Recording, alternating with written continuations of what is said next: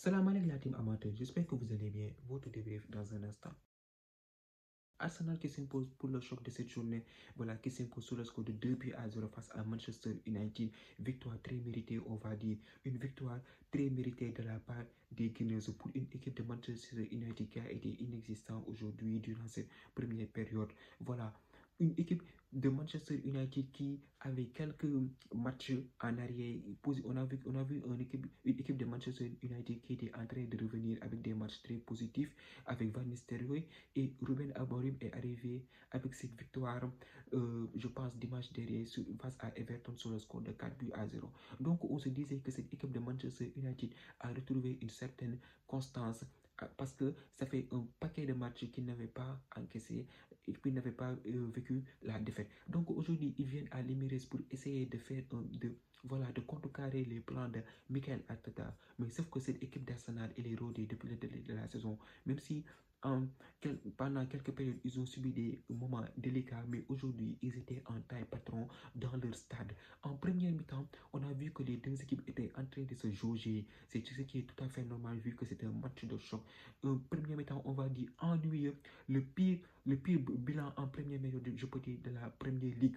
Ils étaient en train de se jauger. On a vu des occasions, des choses intéressantes de la part de Manchester United en première période qui ont essayé de garder le ballon et de le monopoliser, des faits de jeu avec des sorties de balles. On se disait que c'était des faits encourageants pour la suite de ce match. Cette équipe d'Arteta aussi a été dangereuse avec les projections de Bukayo Saka qui a fatigué Malasia en première période. Et normalement, je pense que cette équipe d'Arsenal, avec un peu de chance, aurait pu marquer. Donc, en première période, quand on regarde bien, on s'assoit, on regarde bien ce match, on se dit que les deux équipes étaient en train de se juger parce que franchement, moi j'ai failli dormir. Le match a été ennuyant en première période. Ennuyant en première période, des occasions par-ci, par là, mais voilà, ce n'était pas le football de la Première Ligue qu'on avait envie de voir.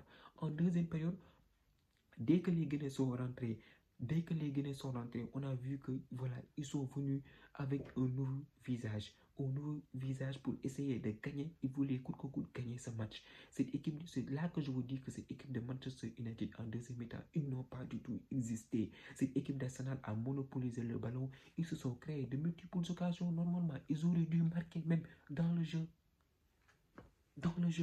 Avec un meneur de jeu comme Odegaard, il a été exceptionnel aujourd'hui. Il a été exceptionnel. Et les gars, je vous l'ai dit, c'est le moteur de cette équipe. Toutes les passes là que vous voyez, c'est lui l'élément déclencheur. C'est lui qui alimente Bukayo Saka et Martinelli. Timber aussi sur son côté droit, il a été sensationnel. Voilà. Donc cette équipe d'Arsenal, cette saison, ils ont un point fort, les corners. Ils ont créé un nouveau système Arteta. Ils se mettent derrière les défenseurs. Normalement, en situation normale, quand vous tirez un corner, vous voyez que tous les joueurs se regroupent sur le rond central. Et chacun prend son adversaire. Voilà. Mais là, ils se placent au deuxième poteau. Ou tous, ils sont au deuxième poteau. Maintenant, toi, le joueur qui défend, tu ne sais pas qui prendre. Et avec un bon tireur, ils le mettent sur le gardien. De ce fait, ça crée la confusion.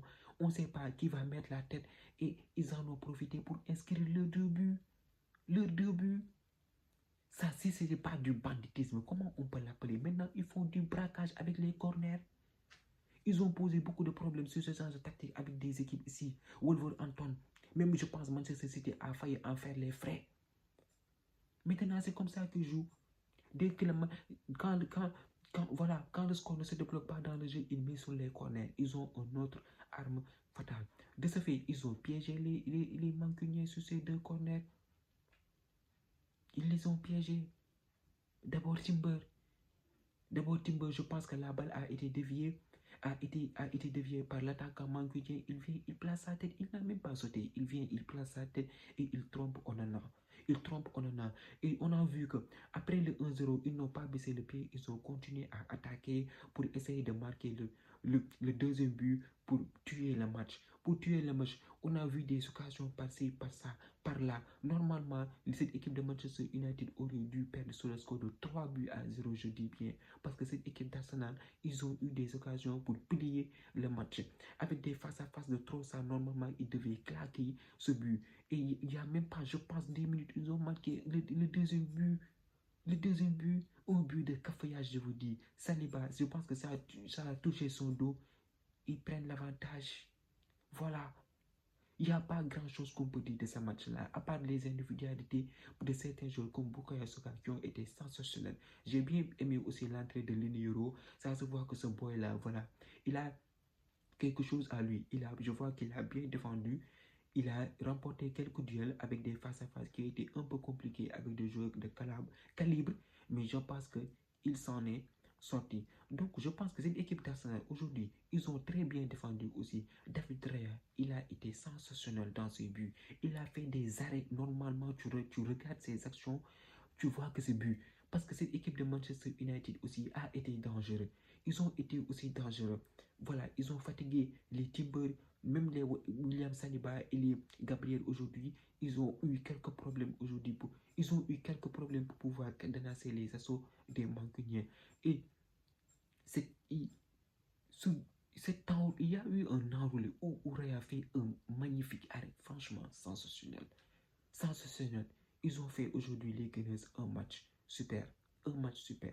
Du côté des Mancuniens, il y a des choses encourageantes. On a vu une équipe mancunienne qui a posé le pied sur le ballon et a essayé de jouer et ils ont créé pas mal d'occasions. Je pense que Ruben Amorim aussi, d'un côté, il a du travail à se faire parce que cette équipe de Manchester United, il a aussi des manquements et aussi des défauts, des endroits où il se fait piéger. Donc je pense que cette équipe le match n'est pas à jeter. Il y a des faits encourageants qu'on a vus, mais je pense qu'il va falloir les peaufiner à l'entraînement. Normalement, en fin de match, Anthony, il devait mettre ce but-là. Et voilà un joueur en manque de confiance. Je pense qu'il n'a même pas beaucoup joué depuis le début de la saison. Mais seulement, n'en parlons même pas. Ce joueur-là, n'en parlons même pas. Impertinent comme d'habitude. Non, moi, je ne peux pas le supporter. Je ne peux pas le plaire. Franchement.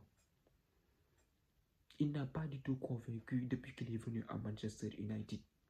Même quand Havertz a fait mieux que lui, qui je salue au passage, il a fait un super match. Il a fait un super match, vraiment.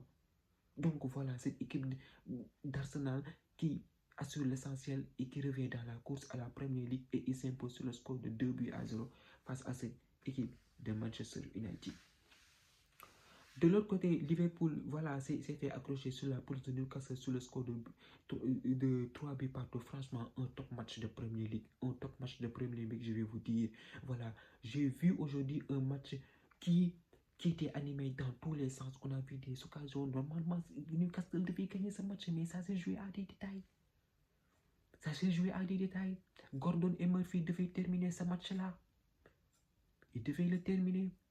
Les Reds qui étaient dans une très bonne dynamique après avoir tapé le Real Madrid et Manchester City. Donc aujourd'hui, on se disait que cette équipe de Liverpool est en taille patron pour venir s'imposer face à cette équipe de Newcastle. Mais aujourd'hui, il a fallu un facteur X qui se dégage dans cette équipe de Newcastle, c'est qui est Alexander Isak. Il a été exceptionnel aujourd'hui. Exceptionnel. Vous avez vu son but? Lucarne, il a fusillé Keller. Un superbe but, je vous dis. Un superbe but. Normalement, après ce premier but, il y a eu des occasions de la part de Liverpool. Normalement, eux aussi, ils devaient marquer. Mais je pense que les occasions plus nettes venaient du côté de Newcastle. Gordon et Murphy devaient tuer le match dès la première mi-temps. Normalement, ça devait être 3-1. 3-1. Gordon, comment tu peux te rater ce face-à-face avec Keller? Il était seul. Tente le lob. Je sais pas moi. Enroule le ballon. Normalement, Liverpool aujourd'hui, il devait perdre le match. Murphy, il a bien croisé, mais sa frappe a terminé sur le poteau. Donc, on peut dire que là-bas, c'est de la malchance, mais Gordon, normalement, il devait nous claquer ce but. Mais cette équipe de Liverpool n'a pas du tout abdiqué. On les connaît cette année-ci, ils sont forts. Arnold Slot, il n'est pas venu ici pour rigoler. Ils ont très bien réagi. Et je pense qu'ils ont égalisé. Curtis Jones, il met la balle sur la lucarne et il permet à cette équipe de Liverpool de revenir au score. Un but partout.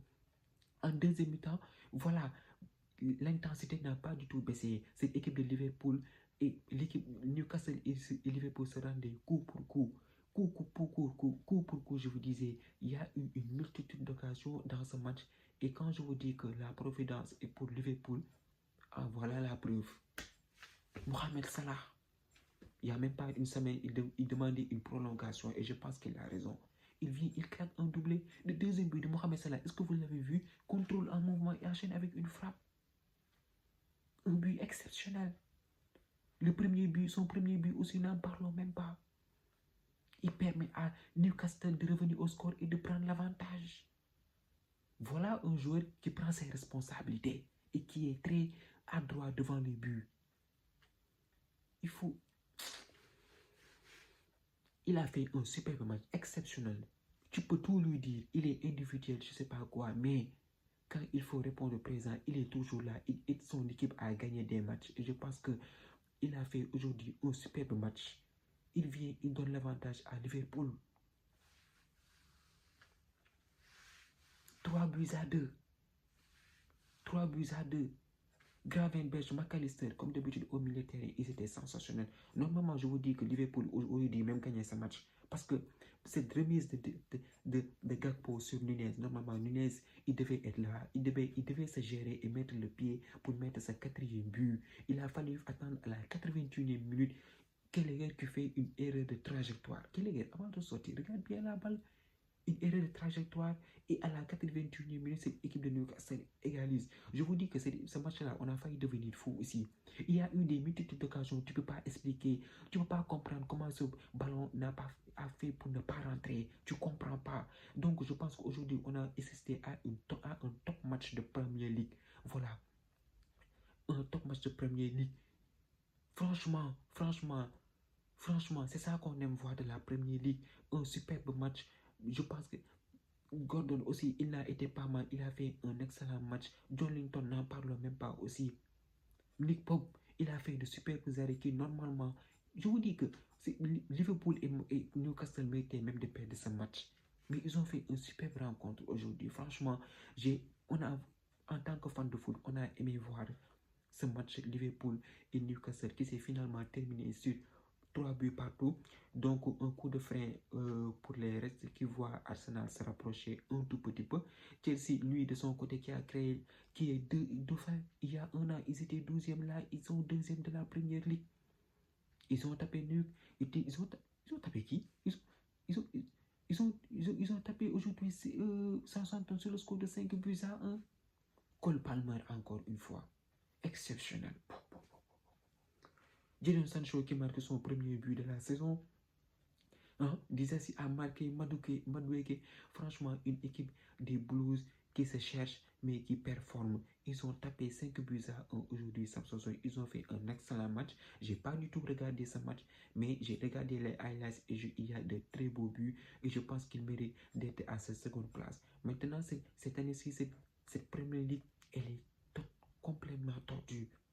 Manchester United à la 5e place, Arsenal 3e, Chelsea la grande surprise. Ils n'ont rien à faire là, mais ils sont 2e. Ils enchaînent les très bons résultats avec un Cole Palmer au top de sa forme. Nicolas Jackson aussi en attaque, ça se voit, il marque des buts, des attaques coordonnées bien placées. On voit que le projet de jeu est cohérent. Et je ne sais pas jusqu'où ils vont y aller, mais en tout cas, ils sont en très bonne forme. Voilà. Donc, très belle victoire de la part des Blues qui s'impose sur le score de 5 buts à 1. Donc, voilà, je pense qu'on a parlé, donc on a dit l'essentiel. Donc, je pense qu'on se retrouve samedi pour une nouvelle journée de Premier League. La team, c'était tout pour cette vidéo. Merci d'avoir regardé. Merci de partager, de liker et de vous abonner au max. On se donne rendez-vous très prochainement pour une nouvelle vidéo. D'ici là, portez-vous bien. Ciao.